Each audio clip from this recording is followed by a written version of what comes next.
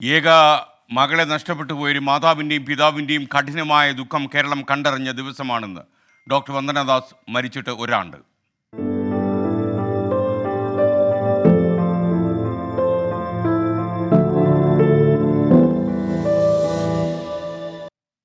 ഒരു ജീവന് വേണ്ടി മലയാളികൾ അക്ഷരാർത്ഥത്തിൽ പ്രാർത്ഥിച്ച ദിവസമായിരുന്നു എന്ന്. പക്ഷേ എല്ലാ പ്രാർത്ഥനകളും നിസ്സഹായമായി അസ്ഥാനത്തായി ഡോക്ടർ വന്ദനദാസ് ഈ ദിവസമാണ് മരണത്തിന് തിരുവനന്തപുരത്തെ കിങ്സ് ആശുപത്രിയിൽ വെച്ച് കീഴടങ്ങിയത്. കൊട്ടാരക്കര ഗവൺമെൻറ് താലൂക്ക് ആശുപത്രിയിൽ ഹൗസ് ഡോക്ടർ വന്ദനദാസ് കൊല്ലപ്പെട്ടു. ഇന്നൊരു വർഷം തികയുന്നു. ഒരു കുടുംബത്തിൻ്റെ ആകെ അത്താണിയും പ്രതീക്ഷയുമായിരുന്നു ഡോക്ടർ വന്ദന. ആ കുടവട്ടൂർക്കാരൻ സന്ദീപ് എന്ന അധമൻ കൊലക്കത്തി കയറ്റിയ ആ കുട്ടിയുടെ ജീവിതം എന്നേക്കുമായി ഇതേ ദിവസം എരിഞ്ഞടങ്ങുമ്പോൾ കേരളം മുഴുവൻ കേഴുകയായിരുന്നു. ഒരു ഞെട്ടലോടെയല്ലാതെ ഈ സംഭവത്തെ ആർക്കും ഓർക്കാൻ കഴിയില്ല. പോലീസ് വൈദ്യപരിശോധനയ്ക്ക് എത്തിച്ച കുടവട്ടൂരിലെ ചെറുകരക്കുണം സ്വദേശി ജി സന്ദീപ് എന്ന അധ്യാപകൻ പ്രകോപനമൊന്നുമില്ലാതാണ് വന്ദനയുടെ ജീവനെടുത്തത്. കുടുംബാതകം ഒരു കൊല്ലം പിന്നിടുമ്പോൾ ഈ കേസിൻ്റെ വിചാരണ കൊല്ലത്തെ കോടതിയിൽ തുടങ്ങി.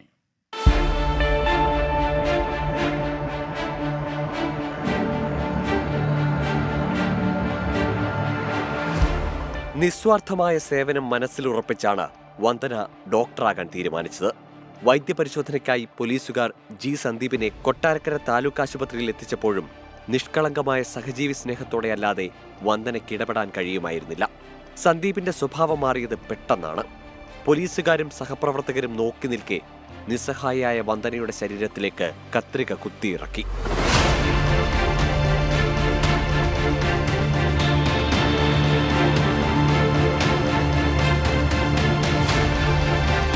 വന്ദനയുടെ ജീവന് വേണ്ടി കേരളം മനമുരുകി പ്രാർത്ഥിച്ച നിമിഷങ്ങൾ. കാത്തിരിപ്പ് വിഫലമെന്ന വാർത്ത മരവിപ്പോടെയാണ് മലയാളികൾ കേട്ടത്.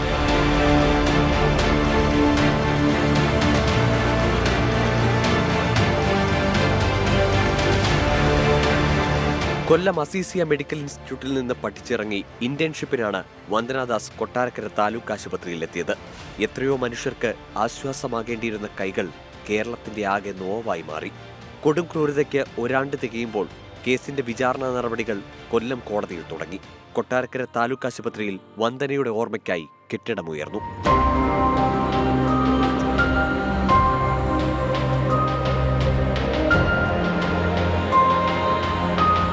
സമൂഹത്തിന് മുന്നിൽ ഇപ്പോഴും ചില ചോദ്യങ്ങളുണ്ട്. വന്ദനദാസിന്റെ ദാരുണാന്ത്യത്തെ തുടർന്ന് ആരോഗ്യ പ്രവർത്തകർ ചൂണ്ടിക്കാട്ടിയ പ്രശ്നങ്ങൾക്കെല്ലാം പരിഹാരമായോ? എല്ലാ ആശുപത്രികളിലും പോലീസ് എയ്ഡ് പോസ്റ്റുകൾ സ്ഥാപിച്ചോ? ഇത്തരം സംഭവങ്ങൾ ഇനി ആവർത്തിക്കില്ല എന്നതിന് എന്താണ് ഉറപ്പ്? ആയുധമേന്തിയ ദൈവത്തേക്കാൾ വൈദ്യമറിയുന്ന ഡോക്ടറാണ് ആദരിക്കപ്പെടേണ്ടതെന്നാണ് ശാസ്ത്രം. പക്ഷേ ആയുധമേധ്യവിൻ്റെ മുമ്പിൽ തോറ്റുപോയ ജീവചരിത്രമാണ് വന്ദനയുടേത്. വന്ദന മലയാളികളുടെ മനസ്സിലെ നോവാണ്. ക്യാമറമാൻ ശ്രീകാന്തിനൊപ്പം അരുൺ രാജ്, 24 കൊല്ലം.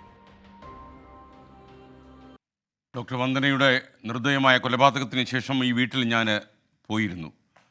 ഞാനും എൻ്റെ ഭാര്യയും കൂടിയാണ് പോയത്. കുറേ മണിക്കൂറുകൾ ഞങ്ങളവിടെ ഉണ്ടായിരുന്നു.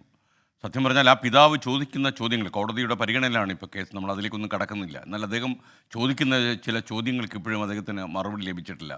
ആളുകൾ നോക്കി നിൽക്കെ തൻ്റെ മകൾ കത്തിക്കുത്തേറ്റ് കൊല്ലപ്പെടുമ്പോൾ ഒരു കസേരയെടുത്ത് ഏതെങ്കിലും ഒരാളിന് സന്ദീപിൻ്റെ തലയ്ക്കൊരു അടി കൊടുക്കാൻ പാടില്ലായിരുന്നു എന്ന് ചോദിച്ച ഈ പിതാവിൻ്റെ വേദനയുടെ ആഴം നമ്മളിപ്പോഴും മനസ്സിലാക്കുന്നു. പിന്നീട് ഫ്ലവേഴ്സ് ഒരു കോടിയിലൊക്കെ അദ്ദേഹം വന്നിരുന്നു. വരുമ്പോഴെല്ലാം അദ്ദേഹം നമുക്കൊരിക്കലും മറുപടി കൊടുക്കാൻ കഴിയാത്ത ചില ചോദ്യങ്ങൾ ചോദിച്ചുകൊണ്ടേയിരുന്നു. ഇപ്പോഴും ആ പിതാവ് കുറേ അധികം ചോദ്യങ്ങൾ ചോദിക്കുകയാണ്. കാരണം ഈ ഏക മകളുടെ വിയോഗം അദ്ദേഹത്തിന് താങ്ങാൻ കഴിയുന്നില്ല.